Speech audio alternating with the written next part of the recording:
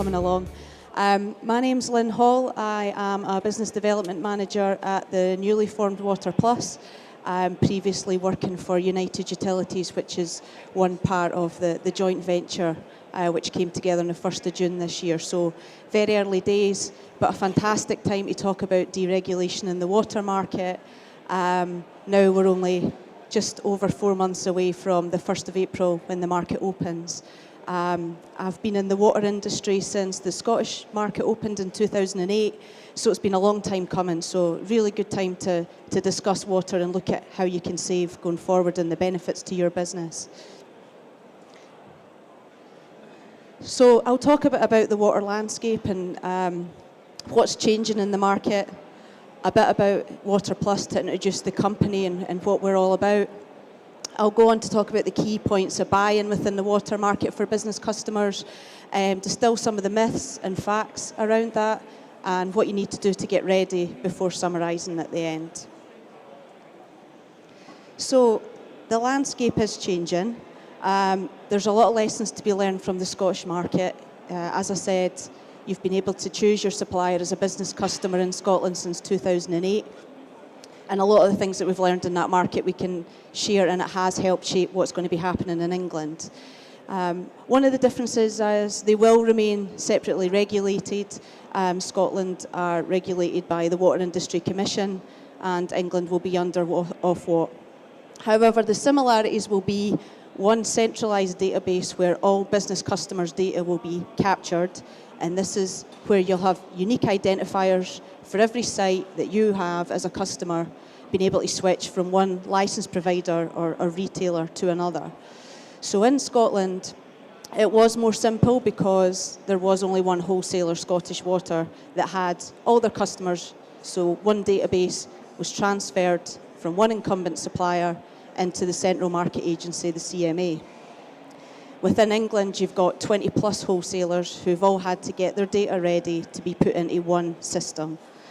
The beauty will be when you're able to start switching your sites, it'll all be coming through the one channel.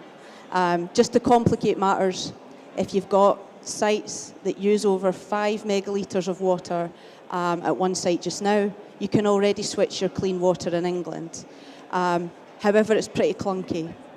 Your licence provider has to write separately to every wholesaler to indicate that they want to switch with a letter of authority.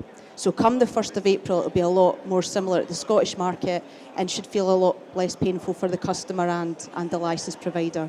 The market will be set up to allow switching to happen. So the retailer will be your point of contact. This will be who you speak to when you have a problem or query with your water.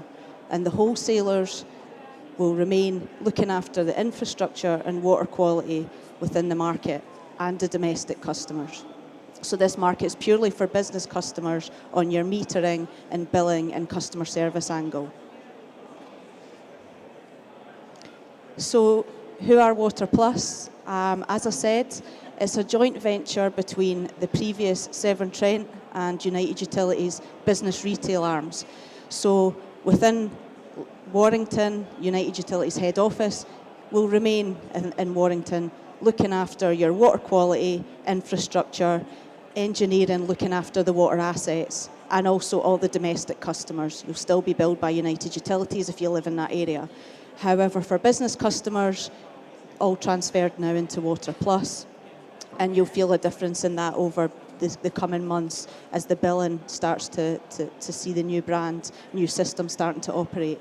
The same for Severn Trent, previously in the Midlands and Coventry area, will still be working their assets. They'll still be responsible for the water quality, emergency services within that area for water, but the business retail arm is a joint venture into Water Plus.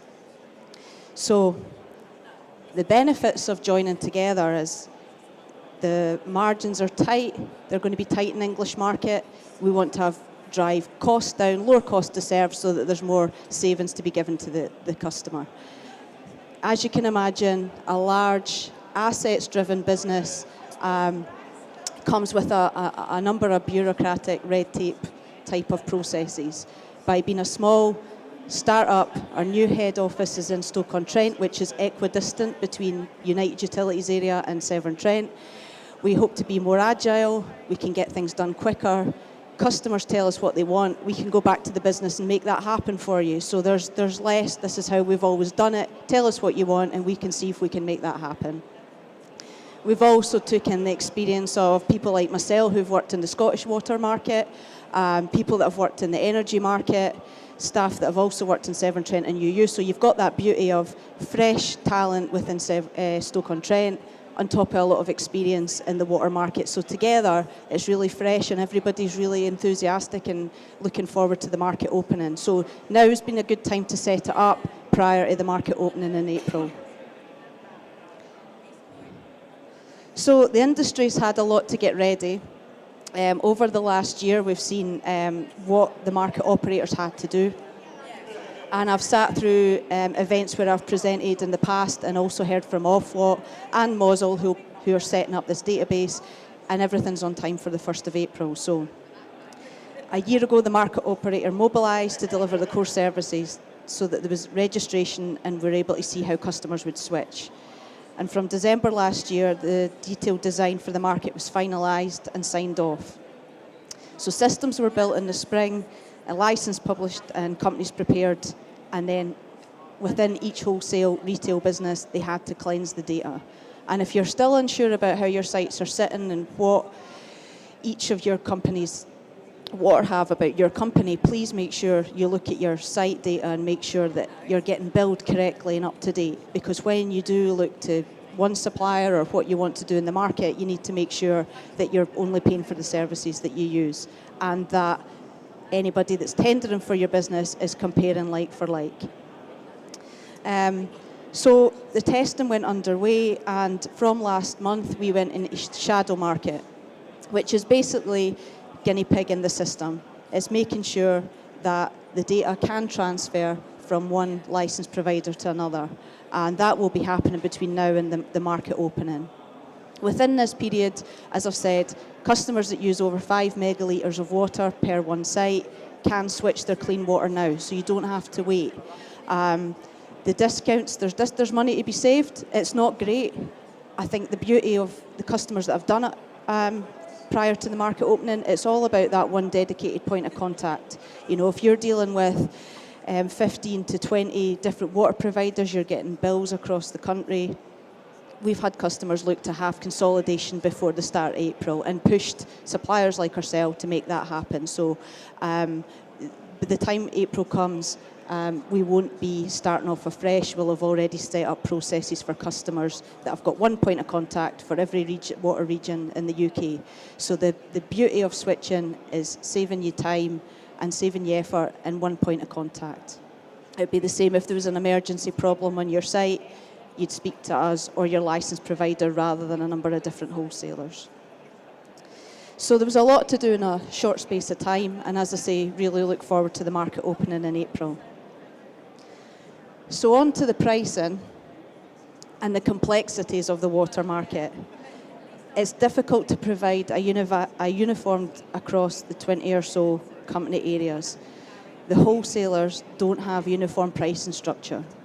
So where Scotland has one wholesaler and one discount for all your Scottish sites, in England, each region will still have their own prices set up by their wholesaler costs that have been published with Ofwat. And prices have been set till 2020. So what that means is if you're a multi-site customer nationally, you're going to have to think about how you're tendering and what to expect back from licensed providers, because there'll be a transparent approach would be to see what your charges are per different region rather than a unified single cost. So there is that complexity in the market. And the graph shows the variations we've already observed in margin. This is revenue per site when pricing a national contract for a large multi-site water user with similar sites across England. So it really depends on what the wholesaler's taking. And it's better to know that now than avoid any stings in the tail when you've come to get a price and then realise something's not quite right. Retailers may charge in different ways as well. So I'd like to dispel some of the myths that are currently circulating in the market. The first is that it's easy to develop a single unit rate across a customer's portfolio in different water areas. So the purple line there shows a company that I've had tried to make it easy for the customer with one average price across all the regions. However, the danger with that is if the customer changes a lot of their regions from where they're operating. So say you move a large industrial plant from one sector of the UK and geographically move it to another. How do you negotiate a single rate when there might be more margin in one area than the other? Would your supplier be able to be sustainable if that happened? And the second one we've heard is retailers promising a 5-year deal. Well, 5 years extends past this regulatory 2020 year where the prices are set till. So if you're offered a price for the next 5 years, what happens when we come out of that 2020 and we see what's happened with margins in the market, if it's squeezed or not? And so again, it's not a sustainable model.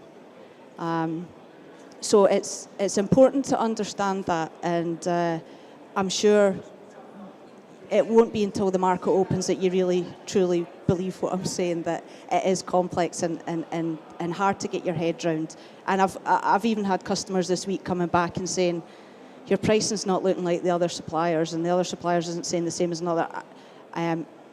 Sometimes it's easier to have it spelled out exactly what you're looking for comparing, or otherwise it's difficult to compare apples with apples. And it might be simple things like looking at different drainage charges or return to sewer allowances.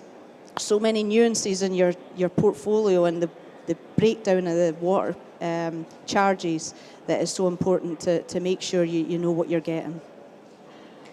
And how that retail price is broken down kind of goes to show my point that 90% of the charge is wholesale. So what you're paying your retail provider, 90% of it is going back to the wholesaler. So whether that's United Utilities, Scottish Water, Severn Trent, this is where we pay them. So that's the water quality, the infrastructure, the assets. And that orange part is the retail cost to serve. Again, back to the benefit of Water Plus, squeezing down that cost to serve by bringing two businesses together that have got large already portfolios of customers, so that we are bringing down our costs to improve the service and discounts given to you as a customer. And that's the net margin at the top, because obviously we want to be a sustainable business and profitable. So think about that again when you're tendering what it is you're actually paying for. As I've said already, don't mean to keep bleating on being Scottish myself, but there is a lot to learn from the Scottish market. It is the only place it's happened so far. So this is where we've seen data accuracy and still continue to see how important data accuracy is. I was presenting recently at the MEUC event and heard a licensed provider suggest that we take full responsibility for making sure the customer's data is correct. And in an ideal world, we'd love to be able to do that, and we will, as much as we can through our key account managers, work with you. However, there's an onus on the customer to work with your property departments to make sure when you're opening a new distribution centre, when you're closing a store, is that message getting passed to the procurement or whoever it is tendering for water? I've had beautiful examples of a multi-site customer sending a spreadsheet every Friday afternoon with every store opening and closing, and that's absolutely perfect because I would just drill down the postcodes and see which ones affected me. But I know it's not as simple as that, and sometimes I've heard customer sites are switching because I've had an email as a customer of theirs saying, your clothing store's shutting in this retail park and opening in this shopping centre. So I've had to go to the customer and say, is that right? So we can make sure your charges are kept up to date. It's really important. And I appreciate it's complex if you're a multi-site business. The other important thing about the water market opening, and to me one of the absolute key benefits to the customer, is the retailer-wholesaler relationship. So where costs maybe aren't going to be great in the English market to start with, I believe the customer service will be improved because wholesalers are driven by the retailers to give the customer what they want. So in Scotland, what we've seen is Scottish Water as a wholesaler just being able to deal with customers' queries as and when it was a monopoly business. By having 21 licensed providers breathing down their necks and wanting their individual customers' problems fixed, Scottish Water had to very quickly set up their business to be able to cope with the demands of each of the licensed providers, set processes and timescales that was suitable for the customers. And I believe that's what the main benefit will be when the English market opens. If you've got a problem with your meter, I'll believe it will be fixed if you've got the right retail provider to look after that for you. And if you don't, guess what? You've got a choice, so you can switch. So you're king at the moment. We also see participants, including intermediaries in the water market. And again, my colleagues that have previously worked in the energy market knew that this is what would happen, that a lot of deals would be brokered via third-party intermediaries.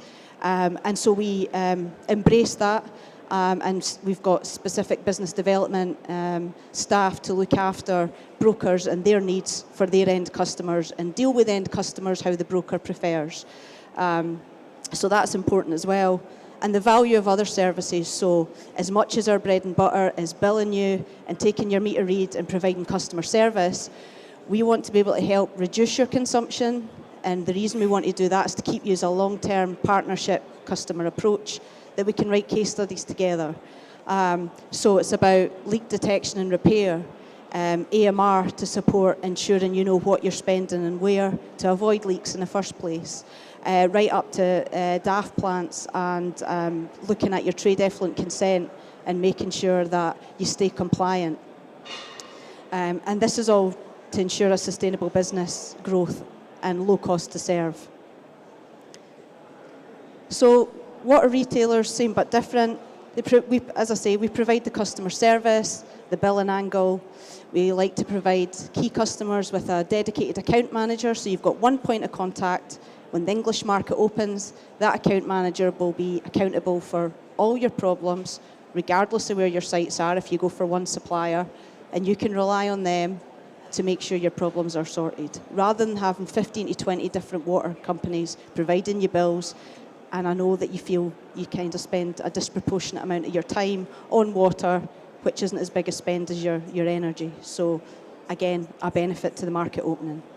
So Water Plus, mixing all that experience we've got together, we're hoping to provide a personal and easy service with water experts for you. So what you can do to get ready to switch, I think I've basically said it as I've gone along. It's really understanding your portfolio. I had a customer at the Major Energy Users Council last month say, I don't actually know what happens at the other plants. In fact, I don't actually know the addresses of them all, and I'm scratching my head wondering how we do one centralised tender for water. So that's better to know that now rather than wait until the market opens. Use your colleagues, work out where your sites are, and the websites are always a good place to start. I always find for multi-site customers, they've got a site list on the web. Is there anything missing from there? Make sure you use your colleagues in the property departments and accounts payable to understand what you're tendering for. Making sure your data's ready, as I say, your rateable values, how your drainage is calculated, are you water only, wastewater charges, and are you contract readiness? So as a company, is everybody bought into you tendering on water? Do they want to wait till the market settles down, or do you want to be one of the first mover? Work out what the advantages would be to yourselves, based hopefully on some of the things I've said today, and work out when do you want to move in the market and when are you able to. Do you know what questions to ask? Do you know how you want to tender? If you're unsure, come and speak to us today. Again, at my last event, I had somebody come up and asked for examples of tender questions, which I emailed on the back of the event. So we've got plenty of experience of questions that have been asked. The other thing to do is think about when you're tendering energy, you can look at similarities of questions and things you look for your provider there within your water tender. And any added value services, you can tender for automatic meter readers or leak detection completely separate, or chuck it in your water tender. You know, we can price with AMR, so you get a less discount, or we can price it separate. Whatever suits you, just ask. We're always acceptable to anything. So success looks like the market opening in time, and as I say, I've not got anything to think otherwise that it will open. We talk about the 1st of April next year, but it's actually a Saturday, so it's probably the 3rd before we'll feel the touch. I honestly believe that you'll get better value. As I say, you'll go forward having a choice. If you're not happy with one of the suppliers you've got, think and rely heavily on one that you do get the good service from, and think about when you want to tender. You know, some customers have a few sites, 1 or 2 sites in one region and a lot in another region. So they're not going to tender everything in one big bang. They're going to get rid of where they've only got 1 or 2 sites with 1 or 2 providers and end up with 2 or 3 providers. So they're doing a soft touch before they go for one full single tender. And that allows you to test the service you're getting from one to another. The bread and butter, of course, is your billing. Have you got accurate meter reads? Your bill is accurate and easy to pay. So that would be what success looks like. And a pain-free switching process, which, as I say, hopefully lessons from how that works in the Scottish market will transfer in England. A Scottish customer can switch within 10 working days, and it's really, really simple. With a wide choice of retailers, and we know the number of licence providers that are looking for a licence in England at the moment is similar to what we've got in Scotland. So as well as your current incumbent, monopolised water companies in England, some of the niche players that have came into the Scottish market are also looking for a licence in England. So I believe there's plenty of choice. And speaking of which, just to summarise, you do have a choice. Take this time to understand the market, understand who's out there. Scotland on Tap's a good website. It shows you who the players are in Scotland at the moment. Might help give an idea who's looking for a licence in England. Get your data ready, work out how you're going to tender, and know what you're looking for. You know, I had a customer say, Lynne, don't give me any of your bump about account management and added value services. I just want a one-pager with your price. So that's what was provided. Won the tender, and then it was like, that's not what I expected the bill to look like. So reactively, we're working to make sure the billing's right, but ask us for an example of our bill. Make sure it covers everything you want, or put down bullets in the tender of how you want and what you want included in your bill. Because if you don't ask, you won't get. And as I say, talk to us today. We're just at the stand right behind the theatre, and I'm happy to discuss anything you want to on that water market. So thanks very much for your time.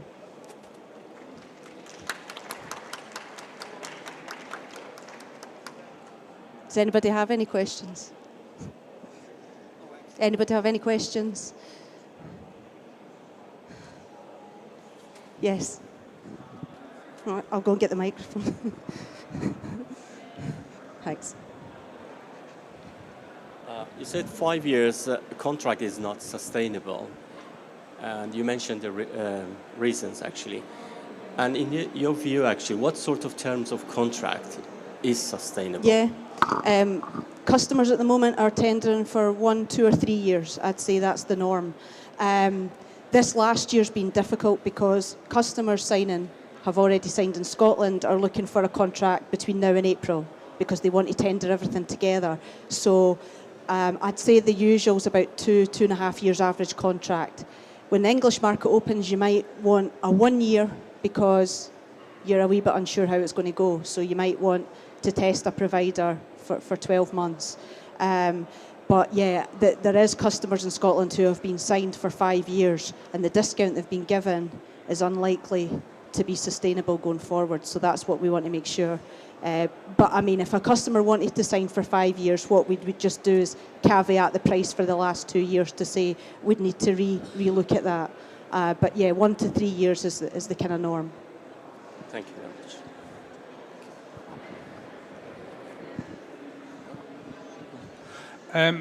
Where a site has got a water supply bill and a sewage bill from a separate supplier, pulling together with Water Plus will put that onto the same bill for both services, yes? Yes. We've obviously already gone through that experience because we have our Scottish customers on billing systems, we have our Severn Trent customers, and we have our United Utilities. So already we're going through that process of moving from old billing systems onto our new MECOM system, which has been set up specific for the competitive market. So if you've currently got clean water with one provider and waste with another, that's absolutely no problem. They'll have separate supply point IDs. We would transfer them both in. You could have them on the same bill, or you could continue getting them billed separate, whether it's a parent or child bill, that's not a problem.